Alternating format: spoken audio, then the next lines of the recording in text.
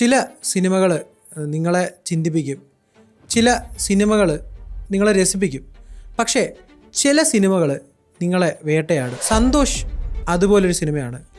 ഈ സിനിമ കണ്ടു കഴിയുമ്പോൾ നിങ്ങളെ ആ സിനിമ ഉറപ്പായിട്ടും കുറച്ച് ദിവസമെങ്കിലും ഒന്ന് വേട്ടയാടും. ഗുജറാത്ത് വംശഹത്യ എമ്പുരാനിൽ കാണിച്ചു എന്ന് പറഞ്ഞിട്ട് ഇവിടെ തീവ്ര വലതുപക്ഷ സംഘടനകൾ പ്രശ്നമുണ്ടാക്കി. അങ്ങനെ എമ്പുരാൻ്റെ പിന്നണി പ്രവർത്തകർക്ക് ആ സിനിമയിലെ പല പ്രസക്ത ഭാഗങ്ങളും കട്ട് ചെയ്യേണ്ടി വന്നു. പക്ഷേ ഇവിടെ ഓസ്കാറിലേക്കുള്ള UK ഒഫീഷ്യൽ സബ്മിഷനായിരുന്നു സന്തോഷ്. എന്തുകൊണ്ട് ഇന്ത്യയിൽ നിന്ന് ഇതുപോലൊരു സിനിമ ഓസ്കാറിന് പോകുന്നില്ല? അല്ലെങ്കിൽ എന്തുകൊണ്ട് ഇന്ത്യയിൽ ഈ സിനിമ ആരും കാണരുതെന്ന് കുറച്ച് ആൾക്കാർ വിചാരിക്കുന്നു?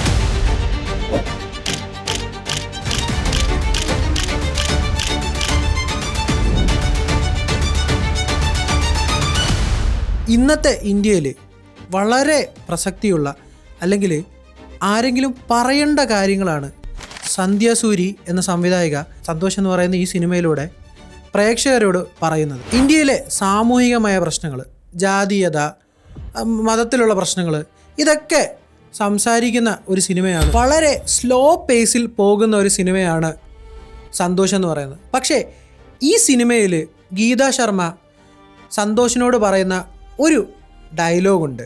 അതായത് 2 തരത്തിലുള്ള തൊട്ടുകൂടായ്മയാണ് ഈ സമൂഹത്തിലുള്ളത്. ഒന്ന്, ആർക്കും തൊടാൻ പറ്റാത്തവർ. 2, ആരും തൊടാൻ ആഗ്രഹിക്കാത്തവർ. ഇവിടെയാണ് ഈ സിനിമയുടെ കാമ്പിരിക്കുന്നത്.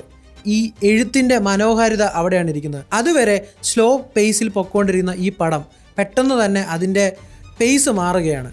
അതിൻ്റെ അർത്ഥവും ഈ 1 ലൈനിൽ ഈ സിനിമ എന്താണെന്നുള്ളത് സന്ധ്യാസൂരി പ്രേക്ഷകരെ അറിയിച്ചു കൊടുക്കുകയാണ്. വടക്കേ ഇന്ത്യയിലെ ഒരു ഗ്രാമത്തിൽ അതിന് കുറച്ച് പോലീസ് നടപടികളും അതിൻ്റെ ചുറ്റുപാടുമാണ് കഥയെന്ന് പറയുന്നത് പ്രധാനമായിട്ടും. അതിൽ കുറച്ച് കഥാപാത്രങ്ങളും. ഇതിൽ പ്രധാന സംഭവം, കഥയുടെ പ്രധാന ഇതിവൃത്തം എന്ന് പറയുന്നത് ഒരു പെൺകുട്ടിയെ കാണാതാവുന്നതും പിന്നെ ആ പെൺകുട്ടിയുടെ മൃതദേഹം ഒരു കിണറ്റിൽ നിന്ന് കിട്ടുന്നതുമായിട്ടാണ്. പക്ഷേ ഈ സിനിമയുടെ കഥ ആ പെൺകുട്ടിയുടെ മൃതദേഹം കിട്ടുന്നതോ അല്ലെങ്കിൽ ആ പെൺകുട്ടിയുടെ കേസ് തെളിയിക്കുന്നതോ അല്ല. അതിന് ചുറ്റപ്പെട്ട് നടക്കുന്ന കുറച്ച് സംഭവങ്ങളും രാഷ്ട്രീയ ജാതീയ പശ്ചാത്തലങ്ങളുമാണ്. കഥയിലെ ഇര ശരിക്കും കഥയിൽ പിന്തള്ളപ്പെടുകയാണ്. എന്തുകൊണ്ടെന്ന് പറഞ്ഞു കഴിഞ്ഞാൽ ഇതിലെ പോലീസ് നടപടികളും ഈ സംഭവത്തെ എങ്ങനെയാണ് അവിടെയുള്ള ആൾക്കാർ കാണുന്നതും വീക്ഷിക്കുന്നതും ഒക്കെ ഉള്ളതാണ് ഈ സിനിമയുടെ പ്രധാന കഥയെന്ന് പറയുന്നത്. ഇതിലെ പ്രധാന കഥാപാത്രമായിട്ടുള്ള സന്തോഷിൻ്റെ ഭർത്താവ് മരണപ്പെട്ടതിനെ തുടർന്ന് ആ പോലീസ് ജോലി ഷഹാന ഗോസ്വാമി അതായത് സന്തോഷിന് ലഭിക്കുകയാണ്. ആ തുടക്കത്തിൽ നിന്ന് തന്നെയാണ് എങ്ങനെയാണ് സമൂഹത്തിൽ ലിംഗവിവേചനം ഉണ്ടാവുന്നതെന്നുള്ള കാര്യങ്ങൾ പറഞ്ഞുകൊണ്ടാണ് സിനിമ തന്നെ തുടങ്ങുന്നത്. ഇതിലെ കഥാപാത്രമായിട്ടുള്ള സന്തോഷ് ഒരിക്കലും ആ ജോലി തിരഞ്ഞെടുക്കുന്നത് ആ ജോലിയോടുള്ള ആത്മാർത്ഥതയോ അല്ലെങ്കിൽ സ്റ്റേറ്റിനോടുള്ള ഒരു കടമ കാണിക്കാൻ വേണ്ടിയൊന്നുമല്ല. മറ്റു വഴിയില്ലാതെയാണ് ആ കഥാപാത്രം ഈ ജോലിയിൽ പ്രവേശിക്കുന്നത്. ഇതിലെ മറ്റൊരു കഥാപാത്രമാണ് ഗീതാ ശർമ്മ എന്ന് പറയുന്നത്. ഈ ദളിത് പെൺകുട്ടിയുടെ കൊലപാതകം അന്വേഷിക്കാൻ വേണ്ടി വരുന്ന ഒരു പോലീസ് കമ്മീഷണറാണ് ഗീതാ ശർമ്മ എന്ന് പറയുന്നത്. വളരെ മിസോജിനിസ്റ്റിക് ആയിട്ടുള്ള അല്ലെങ്കിൽ ആരെയും വകവയ്ക്കാത്ത കൂസാത്ത ഒരു തൻ്റേടിയായിട്ടുള്ള കമ്മീഷണറായിട്ടാണ് ഈ സിനിമയിൽ ഗീതാ ശർമ്മ എന്ന് പറയുന്ന കഥാപാത്രത്തെ കാണിച്ചിരിക്കുന്നത്. നമുക്ക് പലപ്പോഴും അവരോട് ഭയങ്കര ദേഷ്യം തോന്നുന്ന രീതിയിൽ അത്രയ്ക്ക് റിയലിസ്റ്റിക് ആയിട്ടാണ് സുനിത രാജുവാർ ആ ക്യാരക്ടറിനെ അവതരിപ്പിച്ചിരിക്കുന്നത്. സന്തോഷ് ഈ സിനിമയിലുടനീളം അതായത് ഇൻവെസ്റ്റിഗേഷൻ്റെ ഫുൾ ലെങ്ത്തിൽ ഗീതാ ശർമ്മയെ പ്രീതിപ്പെടുത്താൻ ശ്രമിക്കുന്നതായിട്ട് സന്ധ്യാസൂരി ഈ കഥയിൽ ഉടനീളം കാണിക്കുന്നു. കിണറ്റിൽ നിന്ന് കിട്ടുന്ന ആ ദളിത് പെൺകുട്ടിയുടെ മൃതദേഹം പോലീസ് സ്റ്റേഷനിൽ ഒരു ഐസ് ക്യൂബിൻ്റെ മുകളിലാണ് സൂക്ഷിക്കുന്നത്. ആ പോലീസ് സ്റ്റേഷനിലുള്ള ആരും തന്നെ ആ മൃതദേഹം കൈകൊണ്ട് തൊടാനോ അല്ലെങ്കിൽ ആ മൃതദേഹത്തിനോട് ഒരു പരിഗണന കാണിക്കാനോ അവർ ശ്രമിക്കുന്നില്ല.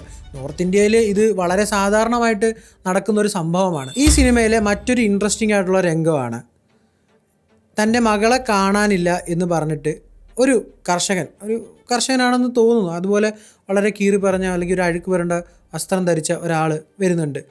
അയാൾ ഒരു ചെറിപ്പൂത്തിയുടെ അടുക്കെ ആ പോലീസ് സ്റ്റേഷനിലേക്ക് പരാതി എഴുതിക്കാനായിട്ട് അവിടെ ചെന്നിരിക്കുന്ന സമയത്ത് സന്തോഷ് ഇയാളെ കാണുകയും സന്തോഷ് ഇയാളെ സ്റ്റേഷനിലുള്ളിലേക്ക് വിളിച്ചു കൊണ്ടുവന്ന് ഇൻസ്പെക്ടറിൻ്റെ മുമ്പിൽ നിർത്തുകയും ചെയ്യുകയാണ്. അങ്ങനെ ഇൻസ്പെക്ടറിൻ്റെ മുമ്പിൽ നിൽക്കുന്ന അയാളുടെ ജാതി ചോദിച്ചുകൊണ്ടാണ് ഈ ഇൻസ്പെക്ടർ അവിടെ ഒരു പരാതി പോലും സ്വീകരിക്കാൻ തയ്യാറാവുന്നതെന്ന് ഈ സിനിമയിൽ കാണിക്കുന്നുണ്ട്. അവിടെ ആ സീനിൽ എല്ലാവരും കസേരയിൽ ഇരിക്കുകയും ഈ ചമാർ വിഭാഗത്തിൽപ്പെട്ട ഈ കഥാപാത്രം തറയിൽ കുത്തിയിരുന്നു കൊണ്ടാണ് മറുപടി പറയുന്നത്. അത് മാത്രമല്ല, ആ ഇൻസ്പെക്ടർ അയാളുടെ വീടിനുള്ളിൽ കക്കൂസ് ഉണ്ടെന്ന് പറയുമ്പോഴത്തേക്കും വളരെ പരിഹാസ ചിരിയോടുകൂടി ചിരിക്കുന്നത് കാണാം. വടക്കേ ഇന്ത്യയിൽ ആളുകൾ വെളിയിൽ, അതായത് പുറസ്ഥലങ്ങളിൽ മലമൂത്ര വിസർജനം ചെയ്യുന്നത് ഒരു നോർമലായിട്ടുള്ള കാര്യമാണ്.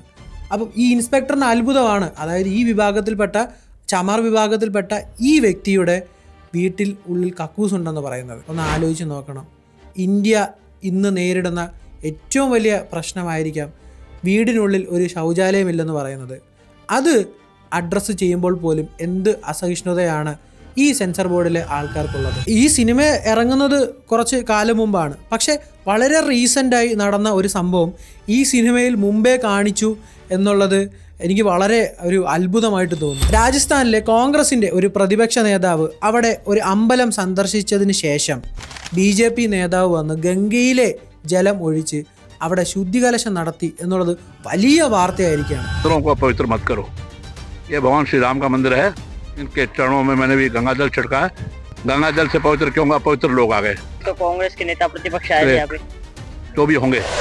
അതുപോലെ ഒരു സീൻ ഈ സിനിമയിലുണ്ട്. അതായത് ഈ ദളിത് പെൺകുട്ടിയുടെ മൃതദേഹം ആ പോലീസ് സ്റ്റേഷനുള്ളിൽ വെച്ചു എന്ന് പറഞ്ഞിട്ട് അവിടെ അടുത്ത ദിവസം ശുദ്ധികലശവും പൂജയും നടക്കുകയാണ്. ഇത് ഇന്ത്യയിൽ തന്നെയാണോ നമ്മൾ ജീവിക്കുന്നത്, അല്ലെങ്കിൽ ഇന്ത്യ ഇങ്ങനെയാണോ എന്ന് തോന്നിപ്പോകും. പക്ഷേ സത്യാവസ്ഥ എന്ന് പറയുന്നത് അത് തന്നെയാണ്.